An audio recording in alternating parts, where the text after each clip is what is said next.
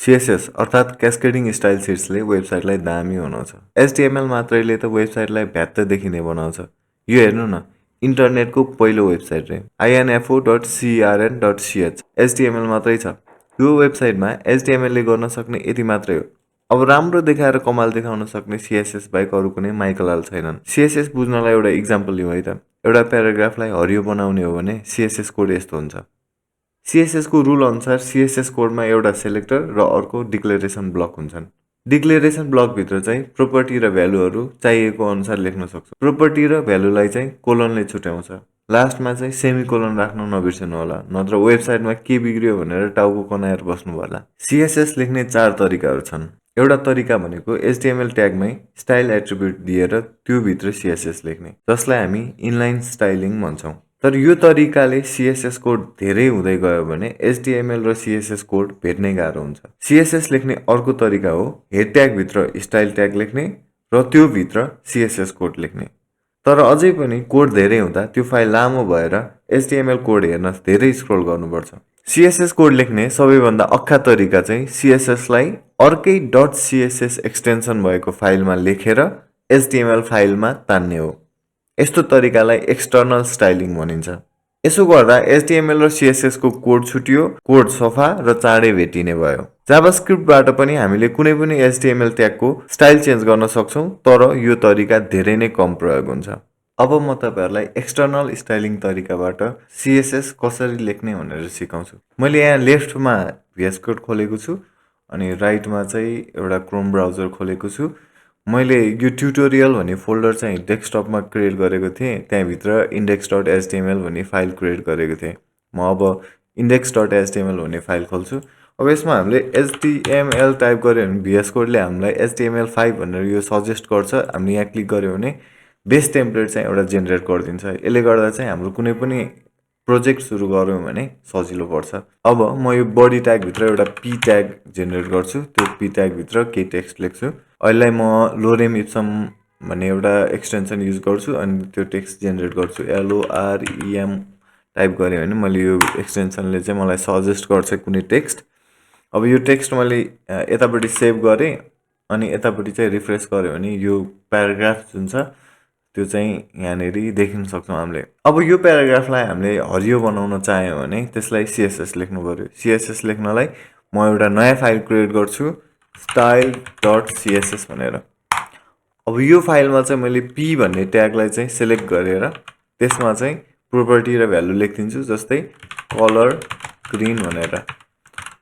अब यसरी सेभ गरेर रिफ्रेश गरे भने यो त यहाँ आउँदैन, किनभने हामीले यो style.css चाहिँ HTML फाइलमा चाहिँ लिंक गरेको छैनौं। त्यसको लागि हामीले लिंक ट्याग नै छ link भनेर। तपाईले तलको CSS चुज गर्नुभयो भने त्यसले जेनेरेट गर्दिन्छ।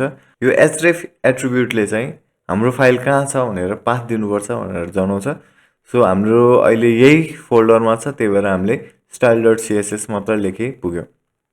अब म यसलाई सेभ गर्छु अनि यतापट्टि रिलोड गर्छु। अब यो टेक्स्ट हरियो भयो। हामीले यसरी CSS लेख्दाखेरि जुन CSS बुझ्ने ब्राउजरहरुमा जुन इन्जिन हुन्छ त्यो इन्जिनले चाहिँ लाइन बाइ लाइन चाहिँ यो CSS हरु पढ्दै जान्छ अनि त्यो प्रोपर्टी भ्यालुलाई चाहिँ त्यो सेलेक्टरमा चाहिँ एप्लाई गर्दै जान्छ। अब हामीले यही p ट्यागलाई चाहिँ फेरि कुनै कलर दियौं रे, सपोज रेड कलर दियौं रे अनि म यसलाई सेभ गर्छु।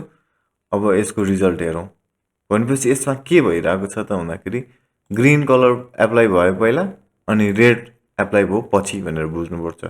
यो कुरा चाहिँ कसरी भयो भनेर म तपाईलाई देखाउँछु। अब यस्तो कसरी भइराको छ हामीले ब्राउजरमा हेर्न सक्छौं। ब्राउजरमा राइट क्लिक गरेर इन्स्पेक्ट गर्यौं भने हामीले सबै ट्यागहरु चाहिँ यहाँ देख्न सक्छौं। बडी ट्याग भित्र p ट्याग छ अनि p ट्याग भित्र टेक्स्ट छ भनेर हामीले ब्राउजरको एलिमेन्ट्स भन्ने ट्याबमा चाहिँ इन्स्पेक्ट गरेर हेर्न सक्छौं। अब तपाईले यो p ट्याग सिलेक्ट गर्नुभयो भने तल स्टाइल्स भन्ने जुन ट्याब छ यो ट्याबको अन्डरमा चाहिँ तपाईले देख्न सक्नुहुन्छ के CSS एप्लाई भयो भनेर। हाम्रो जुन p ट्याग छ त्यसमा कलर ग्रीन एप्लाई भएको रहेछ अनि त्यसलाई चाहिँ कलर रेडले चाहिँ ओभरराइड गरेको रहेछ।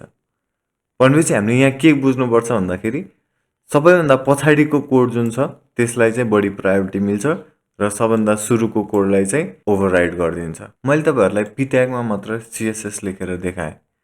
अब यही कलर ग्रीन भन्ने प्रोपर्टी चाहिँ हामीले मल्टिपल एचटिएमएल ट्याग्सहरुमा पनि एप्लाई गर्न सक्छौं। अहिले मैले यो रेडवाला चाहिँ कोड डिलिट गर्दिए। यसलाई सेभ गर्छु। अब यसलाई रिफ्रेश गर्दाखेरि पुरानै ग्रीन कलरमा चेन्ज भयो।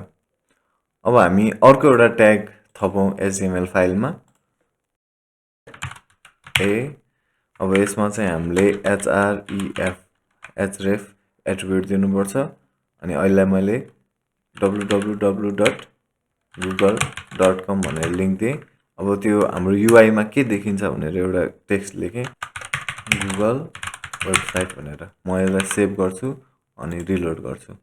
यो गुगल वेबसाइटको लिंक यहाँ आएको छ। मैले यहाँ क्लिक गरे भने गुगलको वेबसाइटमा पुग्छ। अब यसलाई पनि सेम सीएसएस लेख्न पर्यो मलाई। दुवैलाई एकैचोटी हरियो बनाउनु पर्यो भने style.css मा जान्छु र यो p मा चाहिँ कमा दिएर ए ट्यागलाई पनि कलर ग्रीन बना भनेर म लेख्दिन्छु। अब यसो गरेर हामीले रिफ्रेश गर्यो भने यसको कलर पनि ग्रीन भएको छ। हो यसरी हामीले मल्टिपल एलिमेन्टहरुलाई टार्गेट गरेर सीएसएस लेख्न सक्छौं। हामीले p र a ट्यागलाई चाहिँ कलर ग्रीन भनेर लेखेको छौं। यसैगरी हामीले मल्टिपल प्रोपर्टी र भ्यालु पनि हामीले तल थप्दै जान सक्छौं। जस्तै मैले यो फन्टलाई चाहिँ हल्का बढाउन चाहे भने फन्ट साइज भनेर 20 पिक्सल लेखे र सेभ गरे। यता रिलोड गरे भने त्यसको टेक्स्ट साइज बढेर आउँछ। हो हामीले यसरी जति पनि सीएसएस तल थप्दै जान सक्छौं।